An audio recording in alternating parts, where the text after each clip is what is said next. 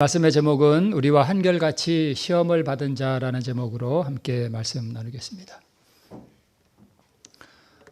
자, 여기 그림에 보니까 네 사람이 지금 어디에 있죠? 감옥 안에 있습니다. 자, 이 사람들이 왜 감옥 안에 있냐 하면 다 살인죄를 저질렀습니다.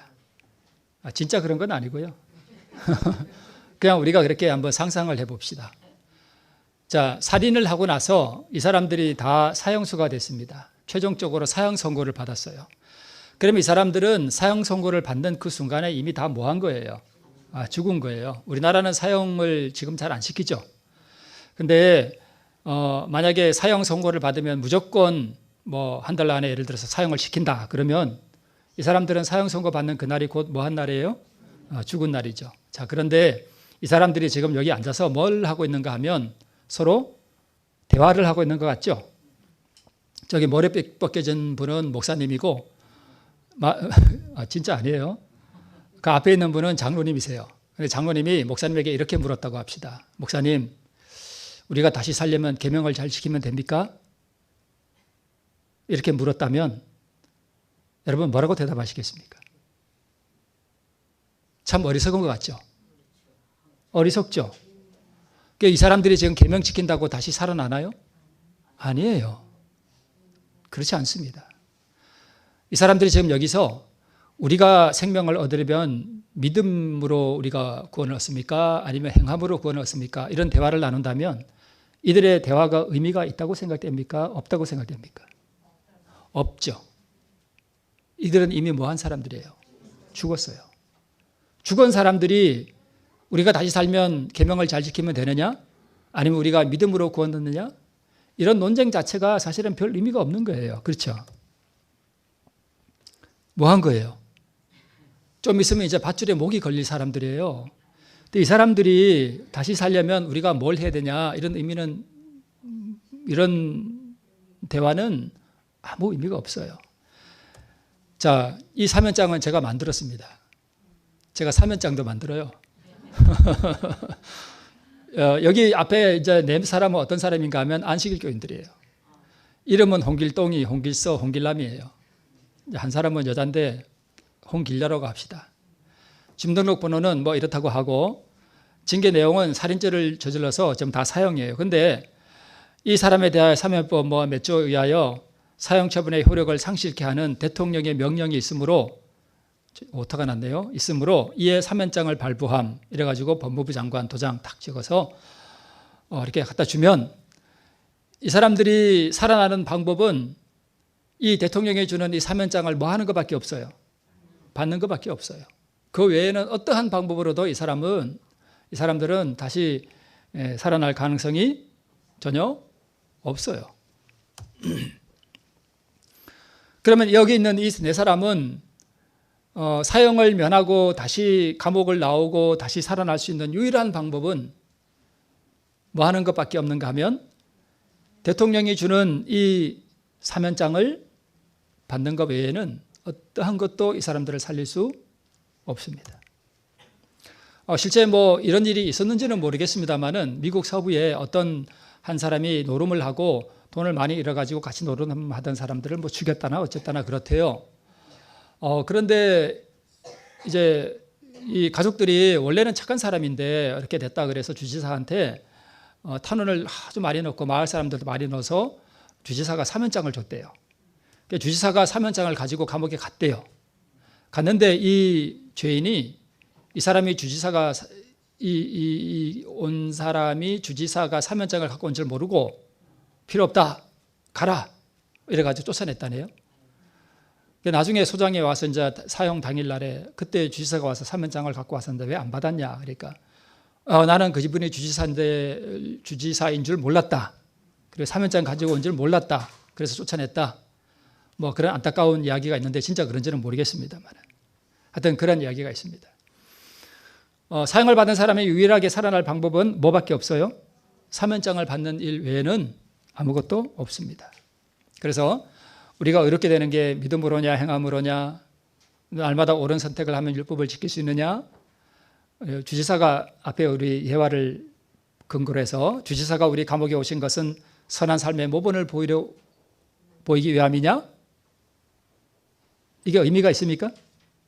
아무 의미 없죠. 만약 우리에게서 아기가 태어난다면 죄인이냐 아니냐? 이런 게 의미가 있나요? 의미 없어요. 주지사가 우리와 같은 죄인의 속성을 가진 분이냐? 아니면 우리와 다른 분인가? 이런 논쟁 자체도 사실은 아무 의미가 없어요. 여기 5개의 제가 질문을 글을 이렇게 적어놨는데 이것들이 우리 교단 안에서도 좀 이슈가 되는 문제들이에요. 자, 이들이 의롭게 되는 것은 오직 한 가지 방법밖에 없습니다. 사면장을 받음으로 되는 것이에요. 그 외의 방법은 없습니다. 자, 여기 구원을 얻는 방법을 여기 이렇게 적어놨습니다. 요한복음 3장 16절에 하나님이 세상을 이처럼 사랑하사, 이걸 다른 말로 바꾸면 하나님이 그 감옥 아래에 있는 네 사람을 이처럼 사랑하사 독생자를 주셨으니 이는 저를 믿는 자마다 멸망치 않고 영생을 얻게 하려 하심이니라. 이렇게 읽을 수도 있겠죠. 자, 그러면 여기 녹색 글씨가 있고 붉은 글씨가 있죠. 여기 보니까 우리가 구원을 얻으려면 누군가는 뭐를 줘야 되고 누군가는 그걸 뭐 해야 되고요? 받아야 되고. 네, 그래요. 누군가는 영생을 주고 누군가는 그걸 뭐 해야 돼요? 받아야 돼요. 이 방법 외에는 없습니다. 그렇죠. 자, 그러면 이걸 조금 다른 버전으로 해볼게요. 하나님이 이 감옥 안에 있는 네 사람을 이처럼 사랑하사 사면장을 주셨으니 이는 사면장을 받는 자마다 멸망치 않고 영생을 얻게 하려 하심이니라. 이렇게 읽을 수도 있겠죠. 그렇죠? 그러면 이 사면장을 다른 말로 해봅시다. 하나님이 감옥에 있는 이 네 사람을 이처럼 사랑하사 뭘 주셨으니? 의를 주셨으니 이는 저를 뭐 하는 자마다 받는 자마다 멸망치 않고 영생을 얻게 하려 하심이니라. 이렇게 읽을 수 있을까요? 있죠. 당연히 있죠. 주지사가 사면장을 가지고 왔다면 혹은 대통령이 사면장을 갖고 왔다면 이것을 우리가 종교적으로 영적으로 우리에게 적용해 보면 하나님이 우리에게 뭘 갖고 오신 거예요? 의를 가지고 오신 거예요. 오직 우리가 다시 살아나는 방법은 의를 얻는 길 외에는 없어요. 그렇죠? 네, 다른 방법은 없습니다. 주고 받고 네, 이게 다예요. 그래서 요한일서 5장 12절에 또 증거는 이것이니 하나님이 우리에게 영생을 주신 것과 영생을 우리에게 주셨으면 뭐 하면 돼요? 받으면 돼요, 그냥.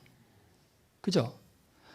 주신 것과 이 생명이 그의 아들 안에 있는 그것이니라.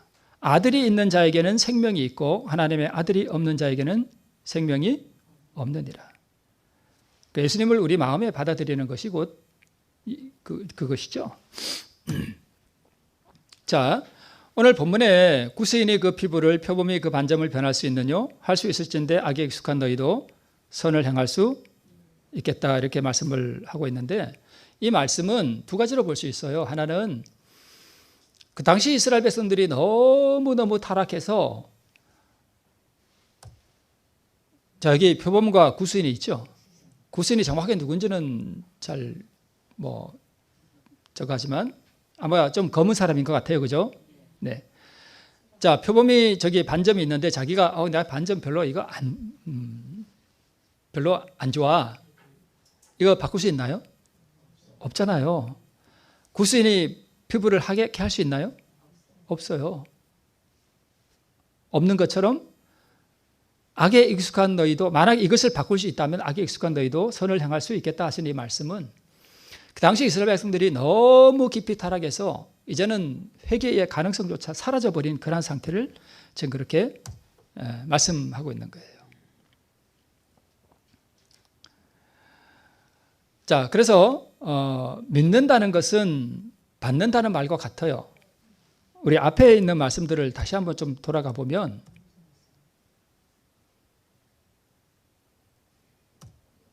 네, 하나님이 세상을 이처럼 사랑하사 의를 우리에게 주셨으니 이는 저를 뭐 하는 자마다요? 받는 자마다 멸망치 않고 영생을 얻게 하려 하심이라 라고 말씀했습니다. 그래서 그 믿는다는 것은 곧 주셨으니까 믿는다는 뜻은 뭐예요? 받는다는 뜻이에요. 믿는다는 뜻이 무슨 뜻이라고요? 받는다는 뜻이에요. 그래서 믿는다는 것과 받는다는 말은 같은 말이에요. 받기 위해서 인간이 해야 하는 일은 제가 누누이 말씀드리죠. 받기 위해서 인간이 해야 하는 일은 뭐밖에 없다고요? 자아를 굴복시키는 거예요. 그거밖에 없어요.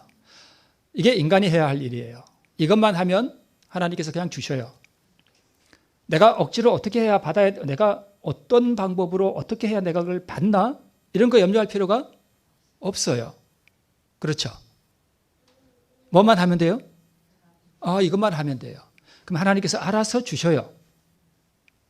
얼마나 쉬워요. 그죠? 자, 믿는다는 것은 뭐 하는 거고요? 받는 거고.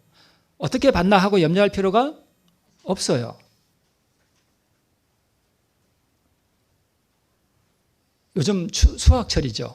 기도하시는 분들이 수학철 많이 말씀하시던데. 자, 가을에 수확을 얻기 위해서 인간이 해야 하는 일은 뭐죠? 씨를 뿌리는 것이죠. 그러면 그 열매는 하나님께서 그냥 주셔요. 물론 우리의 수고가 많이 들어가긴 하지만, 그렇죠? 잘하게 하시고 주시죠. 인간이 해야 할 일만 하면 되는 거예요. 자, 그래서 영적 교만의 자아에 빠진 사람은 자신의 경험과 영적 지식이 모든 믿음과 성과 행위의 표준이 돼요. 그래서 다른 이의 경험이 자신과 조금이라도 다르면 다 배척해버리고 자신이 영적 교만의 상태인조차도 전혀 모르고 다른 이의 마음을 막 찔러요. 제가 오늘 김영중 장로님 마음을 찌른 건 아닌가? 물론 제가 여기 기도하는데 그런 생각이 들어서 제가 찔렀나요? 찌른 것 같으네요. 죄송합니다. 제가 이따가 좀 많이 사과를 드려야 되겠네요. 다른 이의 마음을 막 찔러요. 그죠? 자아 굴복을 전혀 몰라.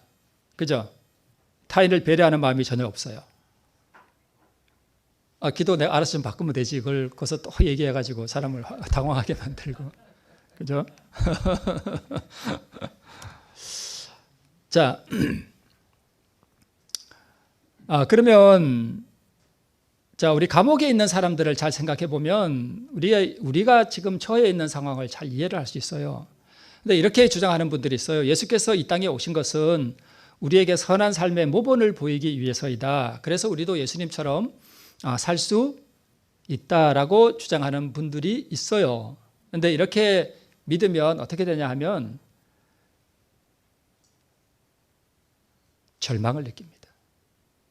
해보니까 돼요, 안 돼요? 안 되거든요. 그런데 예수님처럼 그렇게 사는 분들이 많이 있었거든요. 초대교회는 율법을 지키고 도로 가는 선행을 베풀고 베드로는 죽은 이도 살렸잖아요. 그죠? 사도 바울은 무아의 정신으로 복음을 전파했고 베드로와 요한은 병든 자를 고치고 죽은 자도 살렸어요. 에네아도 살리고 그렇게 했습니다. 이 모든 것들은 결과적인 열매들일 뿐인데 어떤 결과인가 하면 이 초대교회가 그렇게 한 마음과 한 뜻이 되어 모든 물건을 서로 통용하고 제 재물을 조금도 제 것이라 하는 이가 하나도 없더라. 여러분 초대교회 교인들은요. 교회에서 모든 물건을 서로 나눠 썼어요. 그리고 이거는 내 거, 이거는 네 거 이런 게 없었습니다. 모든 내 재물도 내 것이라고 하는 이가 하나도 없었어요.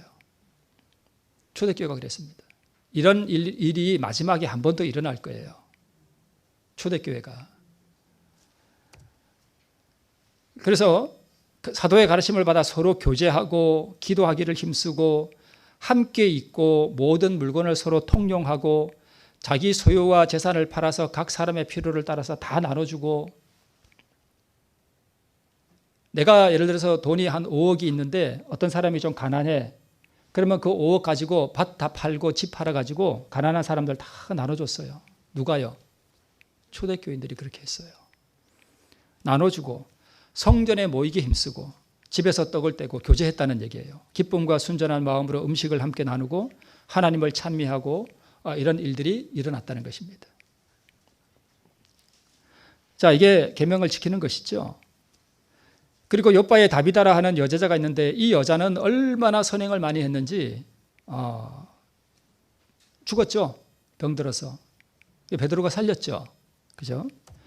그러면 이러한 일들은 다 어떻게 해서 이런 일들이 일어났느냐? 베드로가 그렇게 위대한 일을 한 것은 뭘 했기 때문이에요? 네, 깊이 회개했기 때문이에요. 온전하게 회개했습니다. 사울의 회심, 사울이 어떻게 무아의 정신으로 그렇게 복음을 전파할 수 있었습니까? 그리스도를 뭐 했기 때문이에요? 만났기 때문이에요. 그런데 예수님이 우리의 모본이라고 주장하는 분들이 있는데요. 이렇게 모본을 주시기 위하여 오셨다는 이 말씀 때문에 많은 교인들이 어떤 삶을 사는가 하면, 예수님이 우리에게 모본을 주셨으니까 나도 율법을 뭐 할 수 있다? 지킬 수 있다라고 생각하고 예수님처럼 율법을 지키면서 살려고 노력하는 사람들이 있어요. 아까 제가 감옥 보여드렸죠. 감옥에 있는 사람들이 지금 뭐 한 사람들이에요? 살았다 하는 이름은 있으나 다 뭐 한 사람들이에요? 죽은 사람들이에요. 근데 이 사람들이 주지사가 우리에게 사면장을 가지고 오셨는데 사면장 받을 생각은 안 하고 주지사가 우리에게 그렇게 참 자비로운 분이니까 그분이 우리에게 참 자비로운 삶의 모본을 주기 위해 오셨다. 우리도 주지사를 닮자. 이렇게 서로 토의하고 있다면 그게 얼마나 어리석은 거예요. 안 그래요? 그렇게 어리석은 게 어디 있어요? 뭐만 받으면 되는데, 사면장만 받으면 되는데. 그래서 많은 분들이 예수님이 우리의 모본이라 그러니까 이렇게 이해해요.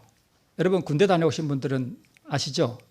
군대 가면은 처음에 뭐 해요? 조교가 시범을 보여요. 그래서 조교가 앞에 나와 시범 보이기 전에 이렇게 얘기합니다. 숙달된 조교로부터 시범이 있겠다. 이러면서 이제 시범을 보여줘요. 이렇게 시범을 보인단 말이에요. 이렇게 하는 거다 하고 보여줘요. 그리고 뭐 하라고요? 따라하라고. 그러니까 예수님이 우리의 모본이다 하는 이야기를 마치 사람들이 이렇게 이해해요. 따라하면 되는 것처럼. 근데 우리는 예수님처럼 따라할 수가 없어요. 잘 봤지? 내가 할 수 있으니까 너희도 할 수 있다. 내가 의로운 생애를 살았으니 너희도 할 수 있다라고 예수님이 우리의 모본이라는 말씀을 이렇게 이해하면 어떻게 되는가 하면 율법주의자가 돼요. 절망에 빠져버려요. 안 되거든요. 그래서 예수님처럼 나도 의로운 생애를 살아내야 한다는 큰 짐을 하나 그에게 얹어주게 됩니다. 이 말씀 제가 다시 한번 말씀드릴게요. 율법은 의, 즉 의로운 생애의 완전한 품성을 요구하지만, 자, 거기 감옥 안에 있던 네 사람, 율법이 살인하면 사형에 처한다는 율법을 어겼기 때문에 지금 죽게 됐죠. 그러면 이 율법은 그 네 명의 죄인들에게 뭘 요구하는가 하면 뭘 갖고 와라? 의를 갖고 와라 이거예요. 너희는 살인죄를 저질렀다 이것이죠. 그러니까 계명에 완전히 순종한, 살인죄를 저지르지 않은 그 완전한 의를 가지고 오면 이 네 사람은 사는 거예요. 그죠? 율법이 의를 요구해요. 그런데 요구하지만 인류는 그 요구에 미칠 수 없어요. 그래서 맨 밑에 보면 선물로 주신다. 사면장은 선물이에요. 네 명의 죄수가 자기의 행위로 벌어들인 거예요. 선물일 뿐이에요. 그래서 숙달된 조교, 즉 예수님으로부터 시범을 보고 나도 따라함으로 의를 얻는 것이 아니라 우리는 따라할 수 없어요. 불가능해요. 인간은 율법의 요구인 의를 이룰 수 없어요. 왜냐하면 의는 계명에 대한 완전한 순종이거든요. 그래서 예수님이 이 땅에 오신 거예요. 왜요? 뭐 만들러 오셨어요? 사면장을 만들러 오셨어요. 그래서 받고자 하는 모든 사람들에게 선물로 주셔요. 자, 여러분 이거 기억하셔요. 오늘 말씀이 어떤 분들에게는 별 의미 없는 말씀일 수도 있지만 오늘 정말 중요하게 생각해야 할 하나의 문제가 뭐냐 하면 예수님이 이 땅에 오신 것이 우리에게 모본을 보이시기 위해서 오셨다라는 것을 앞세우면 큰 문제가 생겨버립니다. 모본을 보이러 오신 것도 사실이지만 예수님은 우리에게 뭘 주시기 위해 오셨어요? 사면장 주시기 위해 오셨어요. 그럼 예수님이 하늘에서 그냥 사면장을 뚝딱 가지고 오셨나요? 아니죠. 이 땅에서 그분이 이 사면장을 뭐 했어요? 만드셨어요. 이 말씀 다시 한번 볼게요. 그러나 인간은 의를 이룰 수 없다는 말씀 중간에 이런 말씀이 있죠. 그러나 그리스도께서는 인간으로서 지상에 오셔서 거룩한 생애를 뭐 하시고요? 사시고 완전한 품성을 뭐 하셨다고요? 개발시키셨다. 예수님만이 이 일을 하실 수 있다는 거예요. 예수님만이 이 세상에서 율법에 온전히 순종하는 그 생애를 사심으로써 완전히 율법에 순종한 그 의, 그 품성을 개발시키셨대요. 예수님이 뭘 만드신 거예요? 사면장 만드신 거예요. 그 의. 그걸 우리에게 가지고 오셔서 뭐 하라? 받으라 라고 말씀하시는 거예요. 만약 예수님이 우리의 모본이고 우리가 예수님을 따라갈 수 있다면 굳이 예수님께서 사면장 만들 필요가 없습니다. 자, 이것도 한번 말씀드렸던 것이죠. 기도, 찬양, 죄의 자복 이런 것들이 향연처럼 하늘 성소에 올라가지만 이것들은 타락한 인간의 입술에서 나온 것이기 때문에 매우 뭐해서요? 불결해서 하나님이 받으실 수 없어요. 그러면 이 감옥 안에 있는 네 사람이 지금 살인죄를 저지르고 감옥 안에 있는 사형수들이 그 안에서 아무리 선행을 하고 아무리 의로운 행위를 할지라도 그것이 효력이 있을까요? 당연히 효력이 없죠.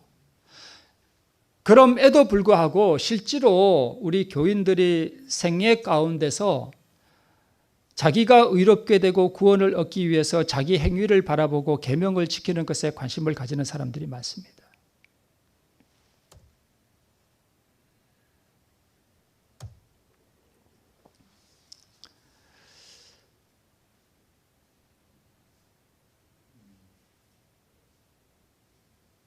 여기 머리 벗겨진 분은 진짜 목사님 같죠? 이 사람들이 하는 대화를 오늘날 우리 교인들이 하고 있어요. 정말 의미 없는 이야기들.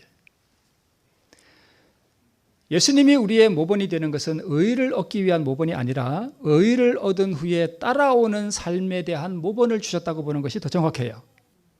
의가 없는 사람은 예수님의 모본을 따라갈 능력이 없는 거예요. 어떻게 그걸 따라갈 수 있어요?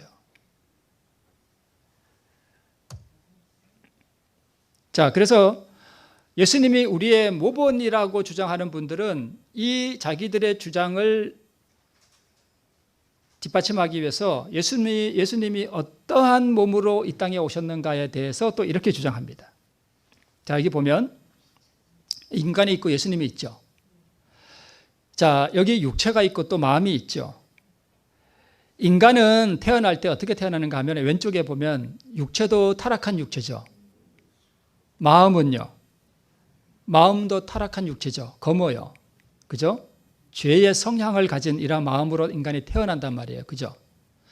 그런데 예수님이 우리의 모본으로 오셨기 때문에 예수님, 이제 우리가 이렇게 예를 들어서 이해합시다. 우리 안 교장님 다 말씀하셨듯이 누가 나를 이렇게 자꾸 찔러. 그럼 뭐가 올라와요? 이렇게 올라오죠. 왜요? 우리의 마음이 뭐 했기 때문에 여기처럼 검잖아요. 그러니까 올라온단 말이에요. 그죠? 그러면 우리가 올라올 때 이제 예수님이 이렇게 했다는 거예요. 예수님도 우리처럼 똑같아 가지고 예수님의 이 본성과 우리의 본성이 똑같다는 거예요. 그래서 예수님도 이렇게 누가 예수님을 푹 찌르면 예수님의 마음에서 뭐가 올라온다? 예. 예수님도 열받는다 이거죠. 분노가 올라와요. 그런데 예수님이 아버지 하나님 나를 도와주시옵소서. 제가 이 분노를 이길 수 있도록 하나님 나를 도와주시옵소서. 그래서 이겼다. 그러므로 우리도 예수님이 우리와 똑같은 본성을 갖고 있기 때문에 우리도 누가 우리를 푹 찌를 때 우리도 이게 올라온다. 예수님처럼. 그래서 우리도 예수님 나를 도와주세요. 그러면 그거 이길 수 있다. 이렇게 주장해요. 이거 맞는 거 아니에요? 틀린 거예요? 이걸 주장하는 분들이 이렇게 주장한다고요. 예수님의 본성과 우리의 본성이 뭐하다? 똑같다. 예수님도 누가 찌르면 분노가 올라오고 막 여자를 보면 음욕도 일어나고 그런 성향들이 있지만 아버지 하나님의 능력을 의지해서 그분은 죄에서 완전히 승리하셨다. 그러므로 우리도 예수님처럼 승리할 수 있다. 이렇게 주장한다는 말이에요. 이거 완전히 거짓말이에요. 자, 여기 이렇게 기록되어 있습니다. 시대소망에 아담이 에덴에서 죄를 짓지 않았을 때라도 하나님의 아들이 인성을 취하는 것은 거의 무한한 굴욕이 되었을 것이다. 그런데 예수께서는 인류가 4,000년간 죄로 말미암아 연약해진 때에 인성을 취하셨다. 그러니까 예수님의 인성은 육체는 우리와 뭐하다는 얘기예요. 똑같다는 얘기예요. 그는 아담의 모든 자녀들과 같이 유전 법칙이 끼쳐온 결과를 받으셨다. 이러한 결과가 어떠했는지는 예수의 육신의 조상들의 역사 가운데 드러나 있다. 그는 이러한 유전을 지니고 우리의 슬픔과 시험을 당하시고 우리에게 죄 없는 생애에 뭘 주시기 위해 오셨대요? 모본을 주시기 위해 오셨대요. 이거는 맞아요. 모본을 주시기 위해 오셨어요. 근데 이게 무슨 뜻이냐를 우리가 분명히 잘 이해를 해야 됩니다. 또 이렇게 선전한 기록하고 있습니다. 그리스도께서는 우리의 타락한 본성을 취하셨대요. 우리의 타락한 본성을 자신이 취하시는 그러한 굴욕에도 불구하고 라고 말씀하셨습니다. 그래서 이러한 말씀들을 보면서 어떤 부류의 사람들은 인간이 이렇게 타락한 몸과 타락한 마음을 가지고 오셨듯이 예수님도 이렇게 타락한 마음과 타락한 마음을 가지고 오셨다라고 주장을 하는 것입니다. 자, 그러면 여러분, 죄로부터의 승리를 위한 모본이 되려면 우리와 똑같은 죄의 성향을 가지고 와야 하는가? 라고 하는 물음을 우리가 가질 수 있습니다.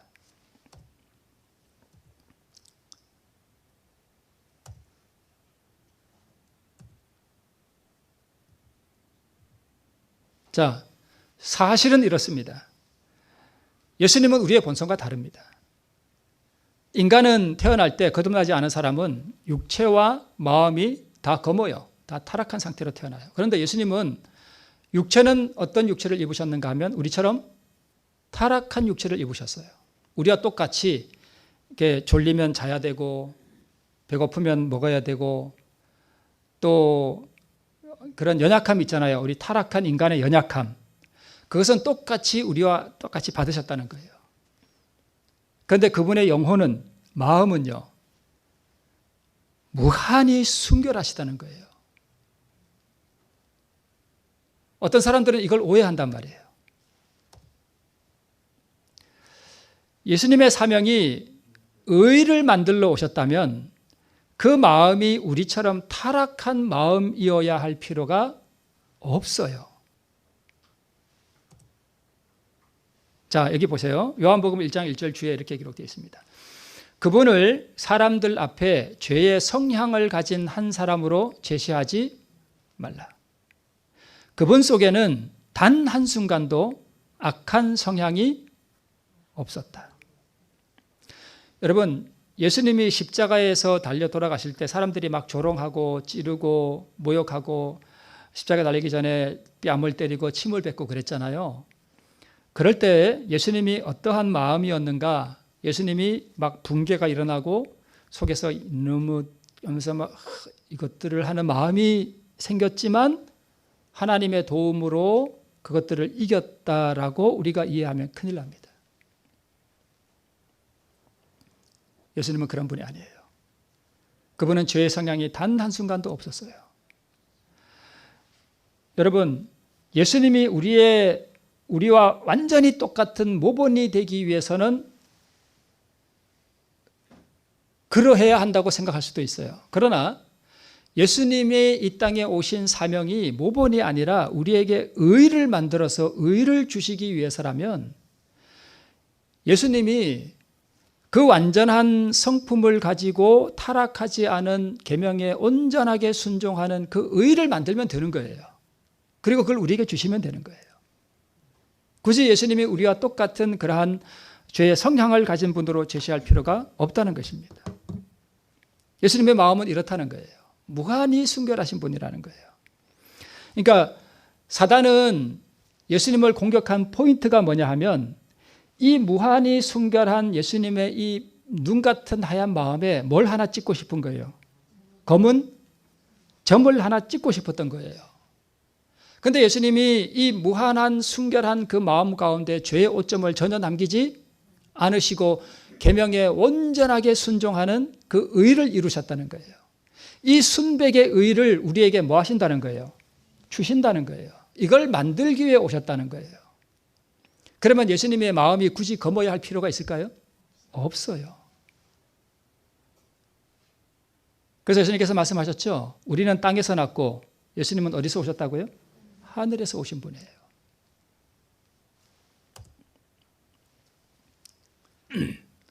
어떤 분은 그러면 예수님은 무한히 순결하신 분이니까 시험을 당할 때 아무 고통도 없고 어려움도 없었겠네? 이런 분들이 있어요. 여기 이렇게 기록되고 있습니다. 히브리서 4장 15절에 생명의 왕께서 신성에다 인성을 입으신 채로 그분이 책임을 진 구속의 계획을 수행한다는 것은 어려운 일이었다. 그는 하늘 궁중에서 존경을 받은 바 있는 분이셨고 절대적인 힘을 익히 알고 계셨다. 그런 분이 인간의 수준에 그대로 머물러 계신다는 것은 마치 타락한 본성을 가진 낮은 수준의 인간이 형성되어서 신의 성품에 참여하는 것만큼이나 어려운 일이었다. 그러니까 이거예요. 자, 제가 지금 잘 걸어 다닐 수 있죠. 근데 제가 만약에 한 30년 동안 다리를 하나 이렇게 묶어가지고 그다음에 팔도 이렇게 하나 묶어가지고 살아야 된다. 근데 내가 원하기만 하면 두 발로 걸을 수 있어요. 근데 의도적으로 이렇게 살아야 돼. 그러면 그게 쉬운 일일까요? 어려운 일일까요? 참 고통스럽고 어려운 일이에요. 예수님이 그렇게 사셨다는 거예요. 그러니까 예수님은 무한한 능력을 가지신 분이에요. 그래서 말씀만 하시면 뭐든지 다 할 수 있어요. 그런데 그분이 자기의 신성의 능력을 자기를 위해 사용하시면 뭐가 되는 거예요? 불법이 되는 거예요. 그래서 그런 분이 절대적인 힘을 가진 그 신성이 인간의 수준에 머물러서 인간이 하는 것과 똑같이 살아야 하는 그 자체가 그분에게는 무한한 고통과 어려움이었다는 것입니다. 그리고 여러분, 이 타락한 인간이, 죄에 익숙한 인간이 죄를 보는 것은 어려운 일일까요? 쉬운 일일까요? 쉬운 일이에요. 근데 무한히 순결하신 분이 참 무한히 더러운 악을 보는 것은 쉬운 일일까요? 어려운 일일까요? 무한히 어려운 일이에요. 우리가 시험을 당하는 것보다 예수님의 그 무한한 마음을 가지고 오신 분이 이 악의 조류와 이 다가오는 시험들을 견디신 것은 우리보다 더 큰 어려움이 있었다는 것입니다.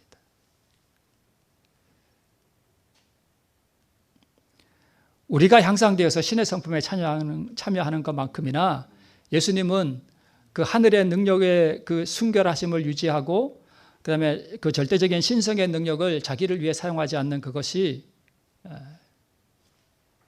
같이 어려운 일이었다는 것을 말씀해 주고 있습니다. 사단이 예수님의 그 순백의 마음에 단 한순간의 분노나 멸시, 증오, 시기의 마음을 일으킬 수 있었다면 사단은 승리하고 예수님은 자신의 죄 때문에 죽어야 하는 것입니다. 그래서 사단이 그렇게 사람들을 충동해서 예수님을 때리고 침뱉고 모욕하고 저주했던 이유가 예수님의 마음에 자기를 저주하는 사람들을 향해서 분노하는 마음이나 이런 것들이 조금이라도 생기는 순간에 예수님은 뭐 하는 거예요? 실패하는 거예요. 그 눈 같은 순백의 그 마음을 그대로 유지하는 것이 그만큼 어려운 일이었다는 것입니다. 그러면 그렇게 계명에 대한 완전한 순종의 마음을 개발하신 그분의 그 의를 우리가 받을 때에 우리도 우리를 그렇게 찌르는 사람들에게 우리도 그런 정신을 나타낼 수 있는 것은 예수님이 우리에게 모본을 보였기 때문에 나도 그렇게 할 수 있다. 그래서 그렇게 되는 것이 아니라 예수님의 의가 나를 그렇게 만들어주는 거라는 거예요.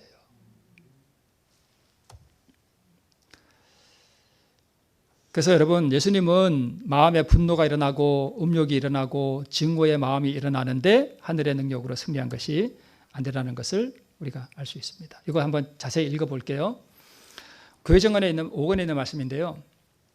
그리스도의 품성에는 하나님께서 타락한 인류에게 결코 나타내신 적이 없는 그런 위엄과 인류가 결코 개발시킨 적이 없었던 그런 온유가 섞여 있었다. 우리 인류에게 없는 온유가 있었다는 거예요. 예수님에게. 그처럼 고상하고 그처럼 순결하고 하나님과 같은 본성을 그처럼 의식하면서도 왜 이걸 의식해요? 그분 자신이 하나님과 같은 거룩한 본성, 그 마음을 가지고 오셨기 때문에 의식하는 거예요. 의식하면서도 그처럼 단순하고 인류에게 선을 행하기 위한 계획과 목적으로 충만해진 상태로 사람들 사이에 걸어다니신 분은 전에 결코 없었다. 죄를 증오하는 한편 그분은 죄인에 대한 동정으로 우셨다. 그분은 자기 자신을 기쁘게 하지 않으셨다. 하늘의 대왕께서 스스로 어린아이의 겸손을 입으셨다. 이것이 그리스도의 품성이다.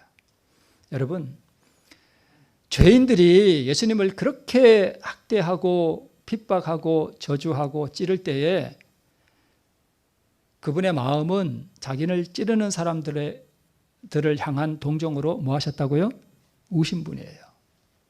그 무한한 순결하심, 그 무한한 순백 같은 그분의 마음은 단 한순간도 인간을 향한 저주나 증오로 오염되지 않았다는 것입니다. 예수님이 우리의 모본이라고 하는 분들이 오해하는 게 그거예요. 예수님이 우리와 똑같은 본성을 가졌기 때문에 예수님도 그런 게 있었다는 거예요. 증오도 있었고, 예수님도 여자가 이래 지나가면 한번 이렇게 안아보고 싶은 충동이 일어났는데 아버지 하나님 나를 도와주시옵소서 이래서 이겼다 이렇게 생각한다는 거예요. 그게 얼마나 신성모독이에요. 예수님은 그런 분이 아니에요.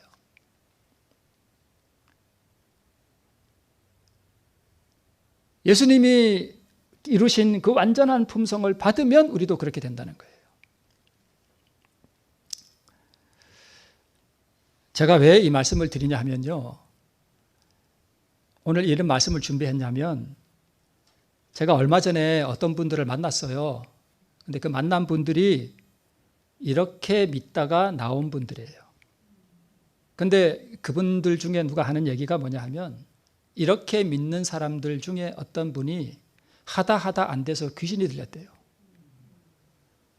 그러니까 예수님이 우리에게 모본이니까 우리도 예수님처럼 이렇게 율법을 지키고 승리해야 된다라고 하는 그 중압감 때문에 하다 안 되니까 귀신 들려버렸어요. 그리고 어떤 사람은 뭐라고 표현하더라?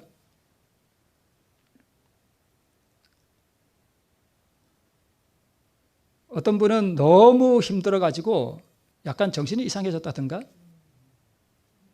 약간 미쳤다든가 하여튼 그런 분이 계셔요. 그래서 제가 이 말씀을 준비한 거예요. 예수님이 우리의 모본이기 때문에 우리도 예수님처럼 그렇게 승리를 해야 하고 율법을 온전히 순종해야 된다라고 믿고 율법을 지키기 위해서 살아가면 짜질러져 버립니다. 절망해요. 버려요. 이렇게 신앙하는 분들이 있어요. 얼마나 힘들게 살아가는 거예요.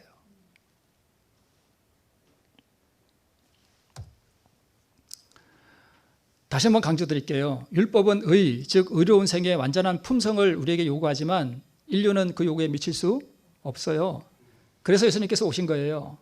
우리에게 그 사면장을 만드셔서 우리에게 주시기 위해서 오신 거예요. 모본을 보이시는 것은 그 차후의 일이에요. 인류는 하나님의 거룩한 율법의 요구를 충족시킬 수 없어요. 예수님이 우리의 모본이라고 해서 우리가 그 모본을 따라서 숙달된 조교로부터 시범이 있겠다. 잘 봤냐? 따라 해봐라. 이렇게 한다고 우리가 따라 할 수 있는 게 아니라는 말이에요. 율법이 요구하는 의란 율법에 그냥 순종이 아니라 어떻게 순종하는 거예요? 완전하게 순종하는 거예요. 단 하나의 흠도 있으면 안 돼요. 그래서 예수님이 단 하나의 증오나 질투나 이런 마음이 그분의 마음에서 생겨났다면 그분은 우리의 구세주가 못 돼요.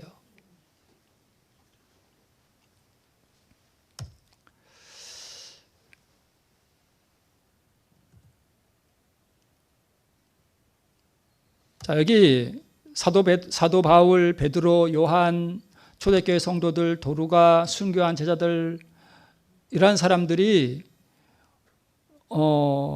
이 제자들처럼 완전한 자아의 굴복이 일어나고 의로 충만한 삶 속에서 나타날 때 그것이 우리에게 모본이 되는 것이 사실 이것도 진정한 의미에서 모본은 아니에요. 왜 그런가 하면 여기 보세요. 사도들과 선지자들 중 어느 누구도 죄가 없다고 주장한 적이 없다. 하나님과 가장 가까이 생애한 사람들, 고의로 악행을 하기보다는 차라리 그 생명 자체를 희생하고자 한 사람들, 참 얼마나 의로운 사람들이에요. 하나님께서 거룩한 빛과 능력으로 영화롭게 하신 사람들도 그들의 본성에 죄악이 충만함을 고백하였다. 그들은 육신을 신뢰하거나 자신들의 의를 주장하지도 않았으며 전적으로 그리스도의 의를 의지하였다. 내가 예수님처럼 뭘 계명을 지킬 수 있다라고 생각하는 순간 우리는 진짜 그렇게 너무 애를 쓰다 보면 진짜 귀신 들릴 수도 있습니다. 하다 안 되니까 막 정신이 이상해져 버리는 거예요. 그래서 여러분, 우리에게 필요한 거는 뭐밖에 없어요? 그리스도의 의밖에 없어요. 그걸 얻으면 되는 거예요. 자, 여기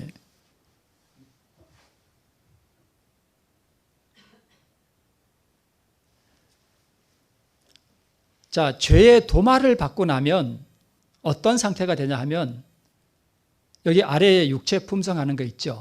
이런 상태가 돼요. 그러니까 죄의 도말이 뭐냐 하면 우리의 마음에 있던 죄의 기억 자체도 우리 안에 있는 죄의 본성 자체도 다 없애버리는 거예요. 그러면 육체는 아직 연약한 육체 가운데 있지만 품성은 완전히 하얗게 돼요. 자기가 무슨 죄를 지었는지에 대한 기억도 없어져 버려요. 그래서 유쾌하게 되는 경험이 이르러 온다 그랬어요. 이 상태가 초림으로 오신 예수님의 본성과 같아요. 이때에야 같아져요. 이때가 바로 죄 없는 품성이에요. 왜요? 죄를 다 뭐 해버렸으니까. 조사심판을 통해서 다 없애버렸으니까. 그리고 나서 이 사람들이 어디에 들어가는가 하면 야곱의 환란에 들어가요. 왜 야곱의 환란에 들어갈까? 이미 다 구원이 결정됐는데. 아마 예수님이 이 상태로 율법에 대한 완전한 순종의 모본을 보였으니까 우리도 그 모본을 따라서 야곱의 환란 가운데서 우리도 온전히 계명에 순종할 수 있다는 예수님의 그 모본을 우리도 뭐 하기 위해서요? 온 우주 앞에 보이기 위해서 아마 환란에 들어가지 않나 싶어요. 다 구원이 결정됐는데 굳이 환란에 들어갈 필요가 없잖아요. 그렇죠? 네. 그래서 예수님의 이 본성은요, 타락하기 전에 아담의 본성과도 달라요. 타락하기 전에 아담의 본성은 육체도 완전했고요. 그렇죠? 마음도 완전했죠. 그런데 예수님은 오실 때 몸은 타락하기 전에 아담이 아니라 누구의 몸을 받으셨어요? 타락한 인류의 몸을 받으셨어요. 그렇죠? 그래서 이게 오른쪽에 예수님의 본성, 육체는 타락한 본성, 그 다음에 품성은 하나님의 거룩한 품성을 가지고 오신 분이 예수님의 본성이에요. 아담의 본성, 예수님의 본성 이렇게 해야 되는데 제가 품성이라고 써놨네요. 그래서 예수님도 죄를 지으실 수 있었어요. 근데 자, 여기 이 말씀을 좀 제가 볼게요. 그는 모든 일에 예수님을 말씀하죠. 그는 모든 일에 우리와 한결같이 시험을 받으셨어요. 가장 각색의 시험을 받고도 성공적으로 그 시험을 물리셨기 때문에 그는 사람에게 완전한 모본을 보여주신 것이다. 자, 그러면 예수님이 모본을 보였으니까 우리도 따라해야 된다. 이게 아니라 그리고 우리도 그리스도께서 충분히 준비해 두신 것을 가지고 세상에서 썩어질 것을 피하여 신의 성품에 참여하는 자들이 될 수 있을 것이다. 완전한 모본을 보여주시니까 우리가 따라하는 게 아니라 그 모본을 보여주신 예수님께서 우리에게 주신 그 의, 바로 그리스도께서 충분히 준비해 두신 것을 가지고 그렇게 한다는 거예요. 그러니까 예수님이 우리의 모본이니까 우리도 예수님을 따라한다 하려고 하다 보면 자칫하면 정신이 이상해져요. 그것을 가능하게 하는 것이 뭐다? 바로 그리스도께서 충분히 준비해 두신 것, 곧 그분의 의라는 거예요. 그걸 받음으로 된다는 거예요. 그래서 우리에게 아기가 태어나면 죄인이냐 아니냐 이라는 문제도 있죠. 여러분, 이게 이제 무슨 옛날 성경의 그림인데 아담과 하와가 에덴 동산에서 쫓겨나는 거죠. 약간 오른쪽에 보니까 아담은 일하고 있고 하와는 아기들을 낳아서 기르죠. 이제 타락하고 난 다음에 쫓겨나서 이제 한 일을 한 그림에 이렇게 보여주고 있는데, 아담과 하와가 선악과 따먹은 다음에 뭘 잃어버렸다고요? 지난주에 말씀드렸죠. 의를 잃어버렸어요. 그죠? 생명을 잃어버린 거예요.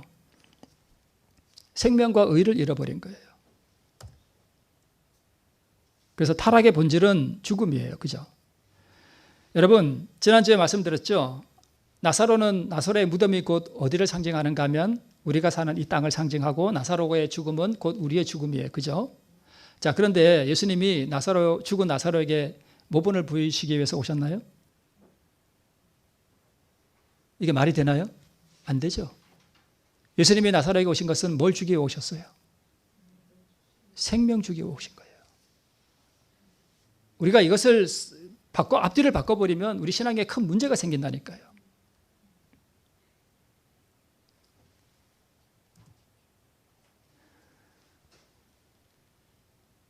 이 사람 지금 재채기하죠. 재채기해서 지금 콧물이 튀어나가죠. 이제 죄인이 남에게 이제 막 찌르고 이제 남에게 뭐 악행을 하는 게 다 이런 현상들이 나오잖아요. 그죠? 근데 이게 이 사람이 지금 감기 걸렸어요. 그죠?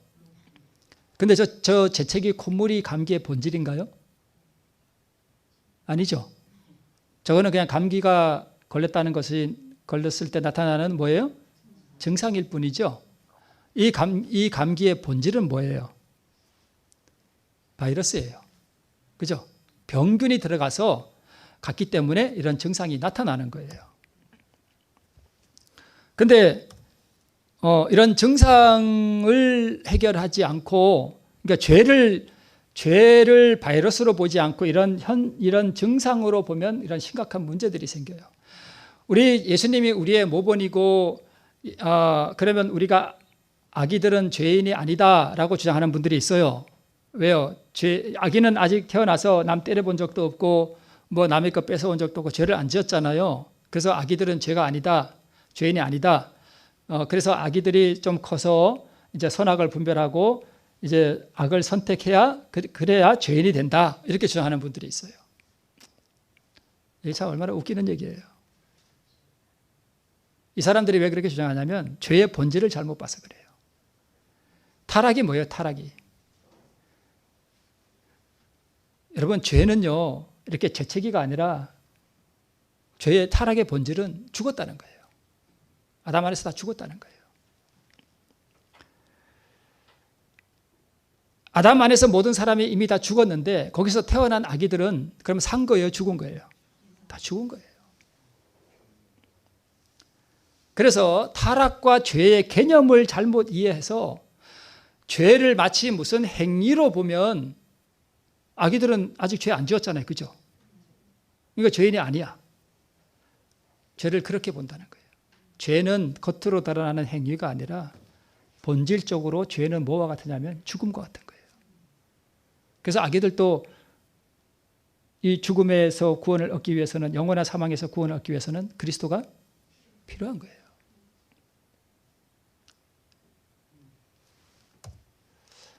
부자 법관이 오해한 게 있어요. 이제 그게 뭐냐 하면 부자 법관은 타락의 의미를 몰랐습니다. 타락한 아담의 본성을 물려받은 사람은 살았으나 죽었다는 사실을 이 부자 법관은 몰랐습니다. 그래서 그리스도의 의와 생명이 필요하다는 사실을 망각한 채 자기 행위의 선함의 공로를 의지하려고 했습니다. 이 부자 법관은 마치 아까 그 감옥 속에 있는 네 사람과 같이 아직 사면장도 받지 못한 상태에서 자기가 그 안에서 선한 일 하고 착한 일 많이 하고 계명을 잘 지켜서 이 감옥에서 나오려고 했던 거예요. 이해가 되시나요? 네.